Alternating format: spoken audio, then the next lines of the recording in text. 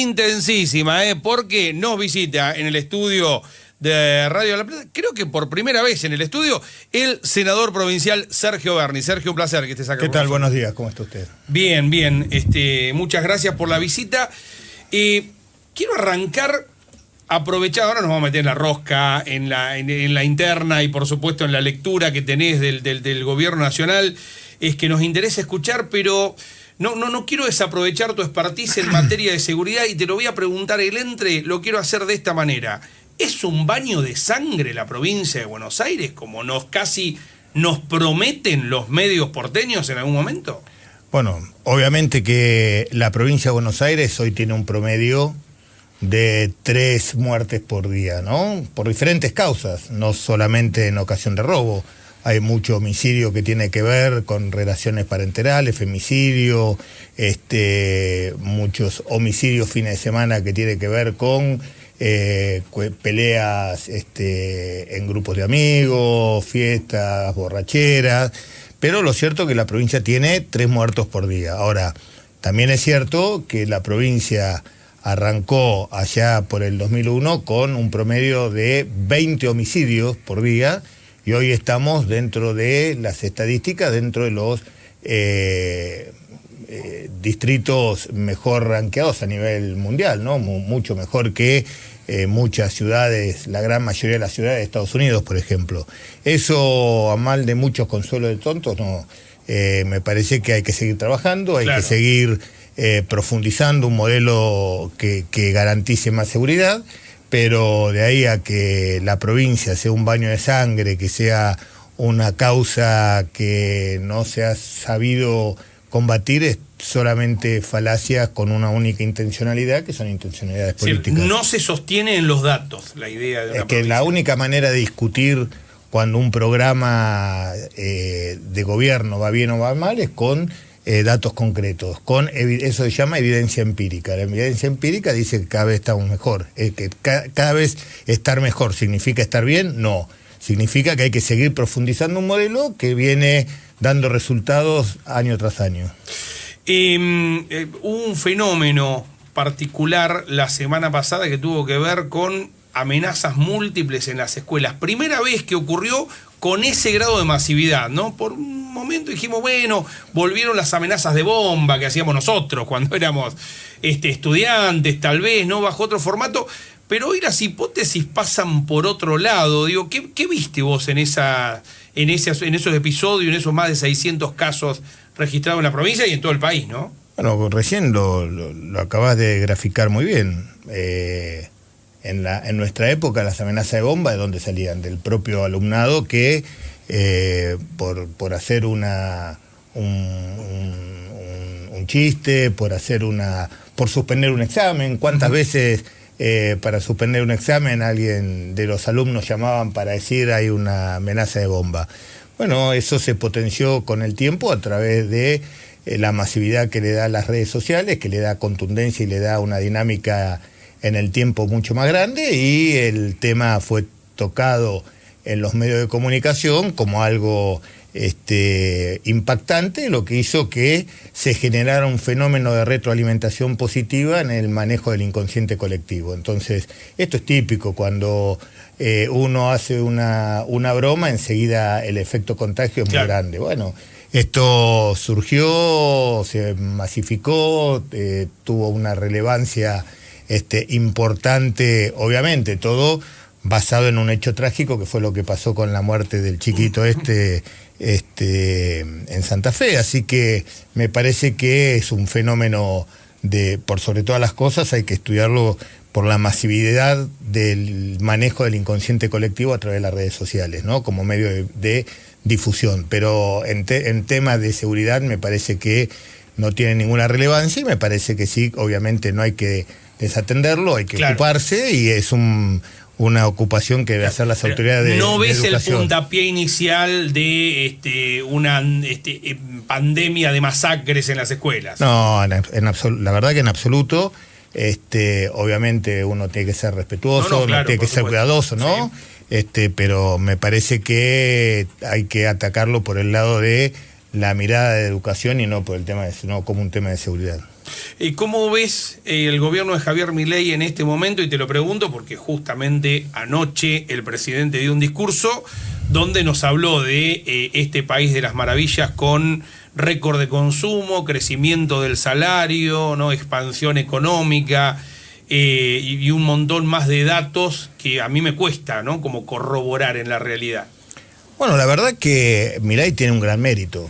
Es un gran vendedor de ilusiones, ¿no? Es un ilusionista, es como David Copperfield, ¿no? Que hace esos grandes actos de ilusionismo que impresionan, te hace desaparecer un elefante delante tuyo, pero son todas, no es un truco de magia, es un acto de ilusionismo. Bueno, Milei me parece que es un gran ilusionista, pero un gran ilusionista. El problema que en estos últimos 6 meses ha perdido gran parte de su credibilidad y con ¿Sabés? eso ha perdido... Permitime que te interrumpa. Vos sabés que yo me voy a permitir no coincidir, pero en parte sí, pero a mí no es un gran ilusión, es un chanta de feria. Del que iba a vender el tónico y tenía uno que decía sí, y ahí generaba el efecto. Bueno, es un ¿No? ilusionista también. Eso es un truco de ilusionismo. Sí, claro. Eso es un truco de ilusionismo y me parece que ha sido un gran ilusionista. Lo que pasa que en estos últimos...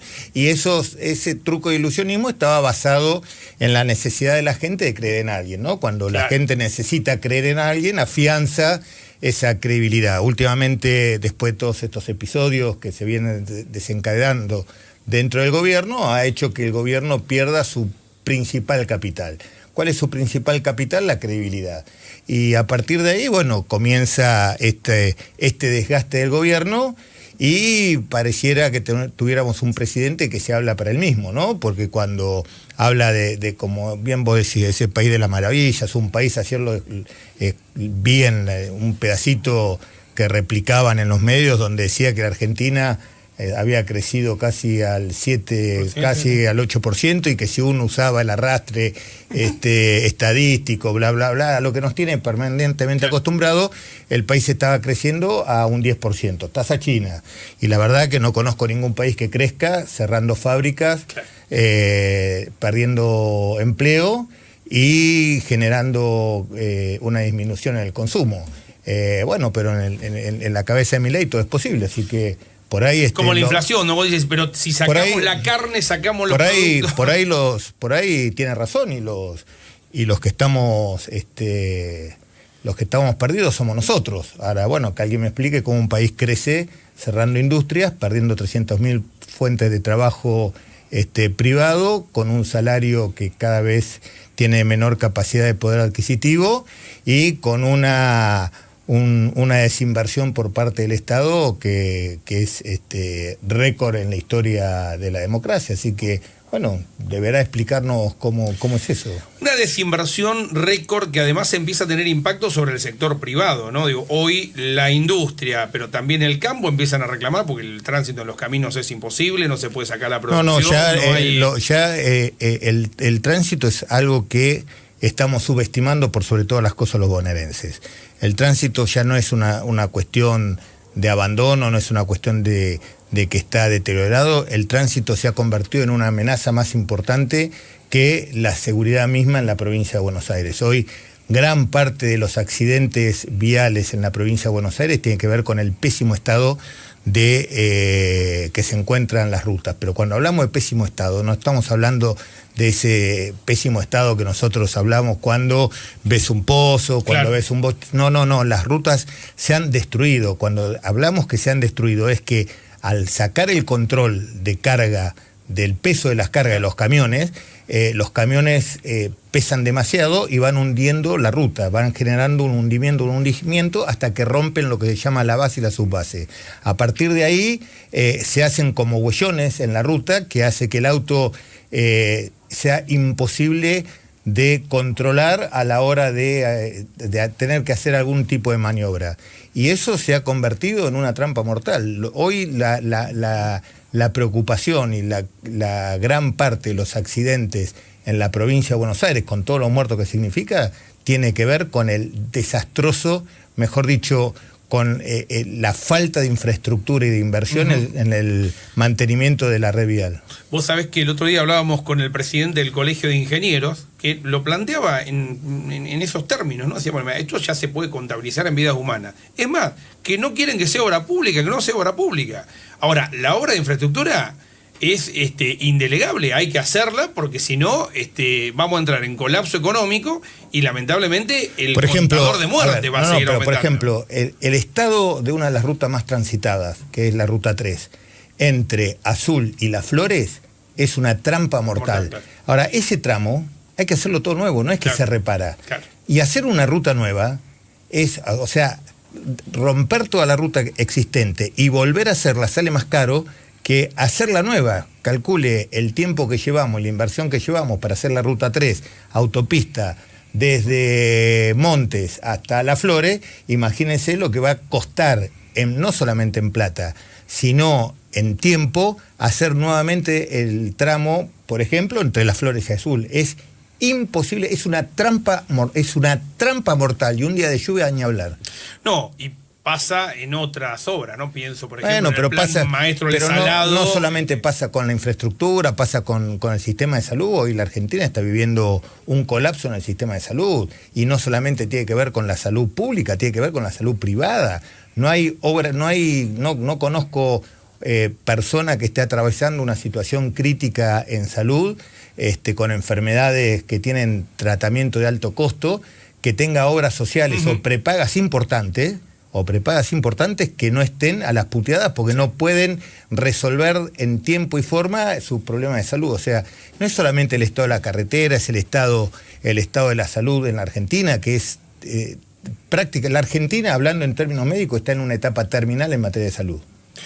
¿Cómo se sale de esta circunstancia? Digo, ¿cuál es el camino que debería trazarse la oposición para ofrecernos a los ciudadanos y ciudadanas de a pie una alternativa, ¿no? Bueno, hay una forma distinta de hacerlo. Yo veía ayer un posteo tuyo, donde, bueno, justamente, ¿no? El 27 de abril, decía, en 2003 comenzamos un recorrido de la mano de Néstor, de Néstor Kirchner, que permitió hacer las cosas de una manera distinta. Bueno, si me preguntás a mí cómo se sale, no tengo ninguna duda, y estoy totalmente convencido que se sale con peronismo. El peronismo es el único espacio hoy de oposición que tiene la experiencia, que tiene la doctrina y que tiene los hombres con la capacidad para gestionar un Estado eficiente, moderno, pero por sobre todas las cosas que dé respuestas a las inquietudes más básicas de cualquier argentino. ¿Y cómo resolver el peronómetro? Porque viste que hay mucho peronista a quien no se le puede negar su pertenencia al peronista, pero que empieza a acusar de socialdemócrata,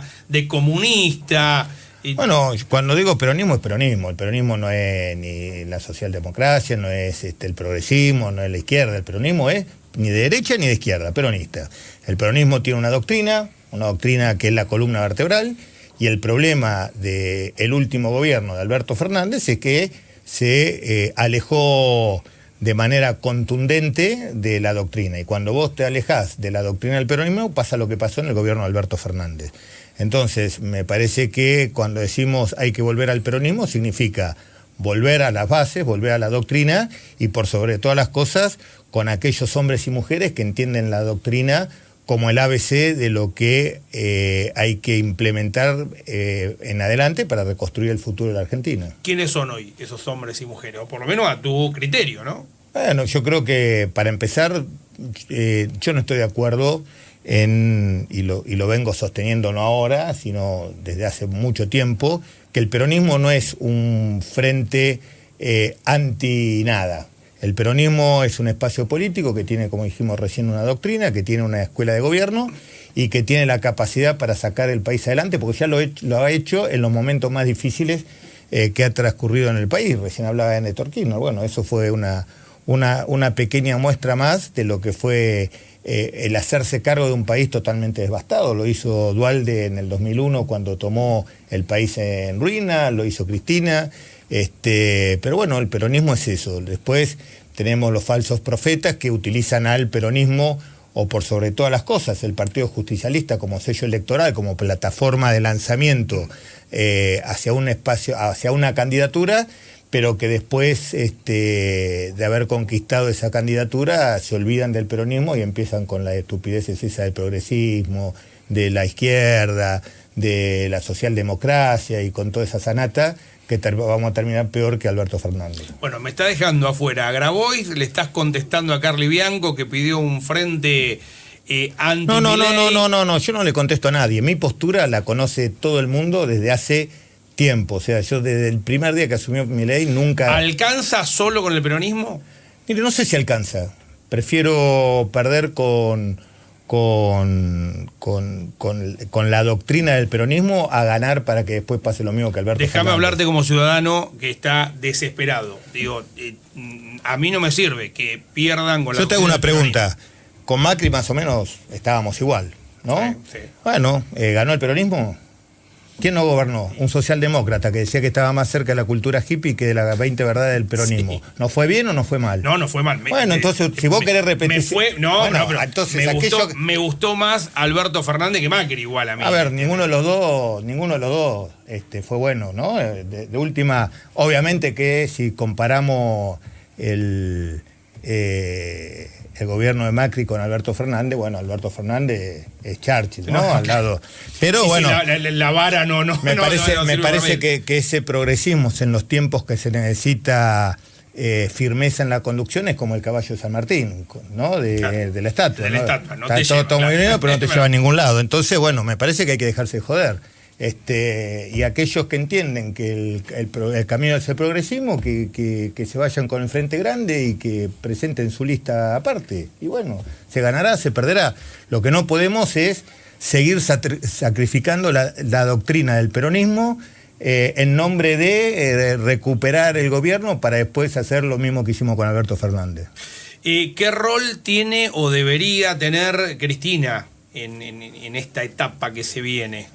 Bueno, Cristina es la presidenta del Partido Justicialista.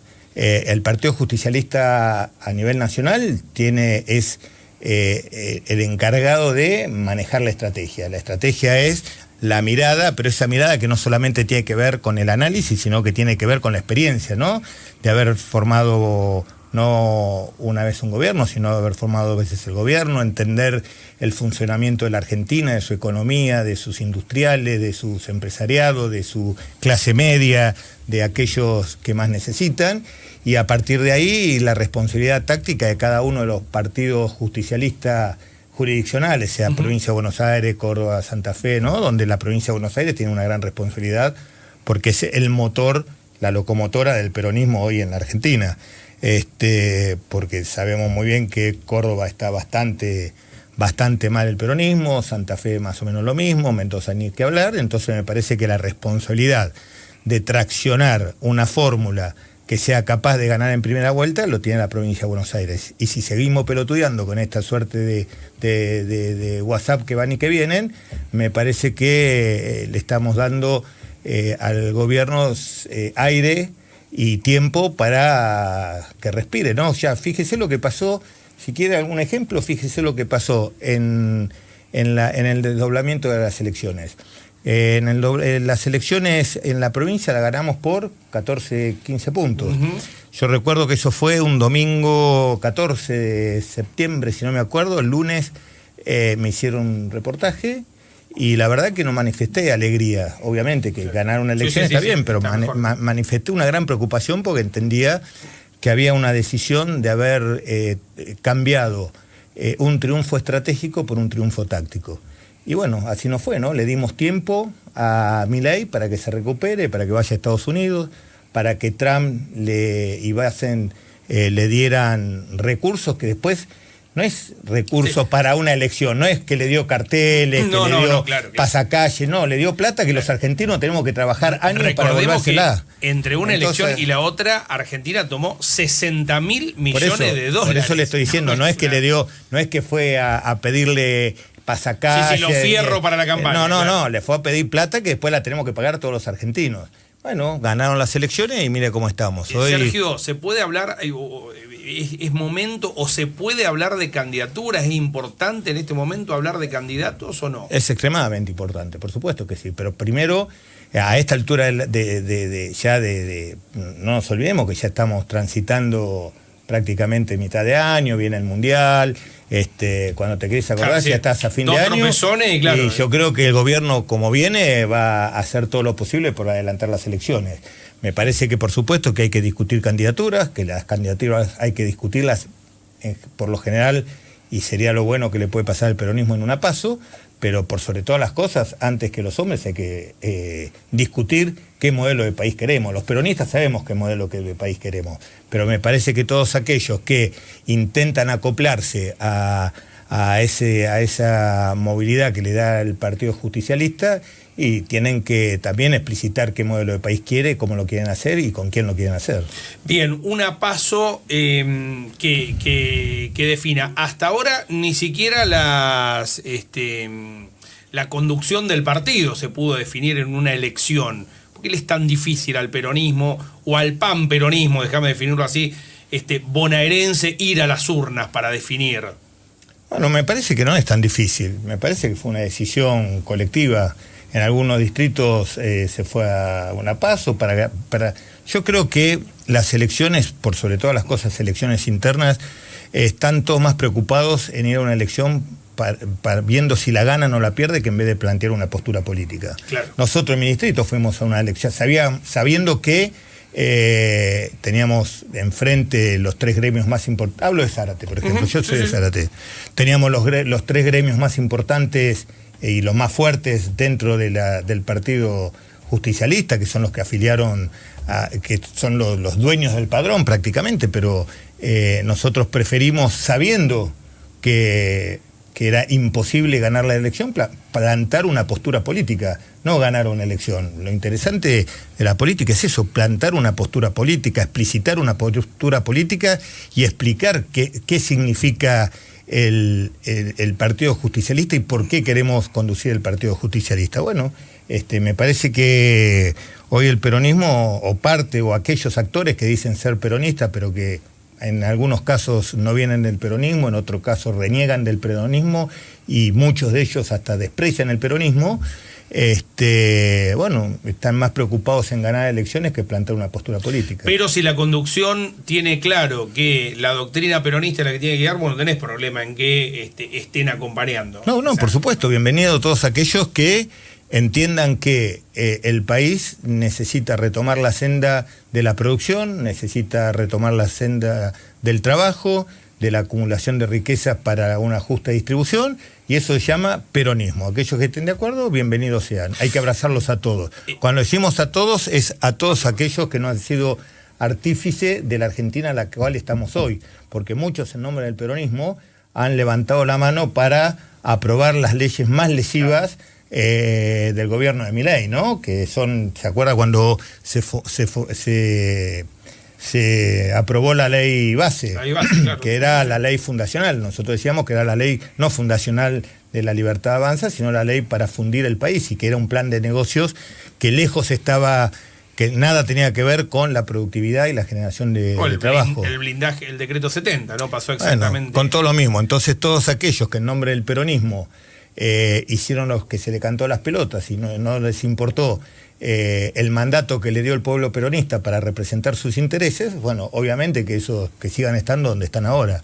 O sea, eso, siendo aliados circunstanciales de un gobierno que lo único que hacen es esmerilarlo todos los días. Una dirigente que creo que vos conocés, se llama Agustina Propato, nos dijo... Mi candidata a gobernadora. Sentada, mirá cómo me ahorraste la pregunta. Me dijo, sentada ahí donde estaba, lo que necesitamos es una santa inquisición del peronismo, dejarnos de joder con estos tipos que... Bueno.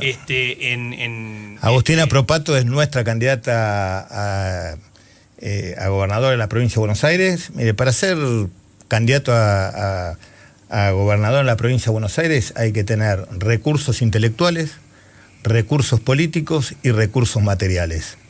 Tenemos una candidata que le sobran recursos intelectuales, que transpira recursos políticos, pero bueno, ahora tenemos que ver cómo hacemos para conseguir la tercer pata. Pero a juntar los fierros.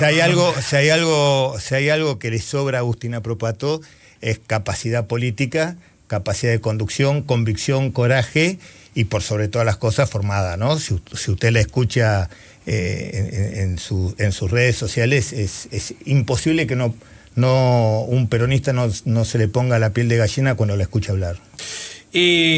Última. Y no tiene que ver con hablar de Perón y Evita, tiene que ver con hablar con las cuestiones, de lo concreto, por supuesto. Las cuestiones concretas que vivimos los ciudadanos argentinos y que tenemos que retomar esa senda de la doctrina que habíamos hablado recién, que el peronismo se apartó.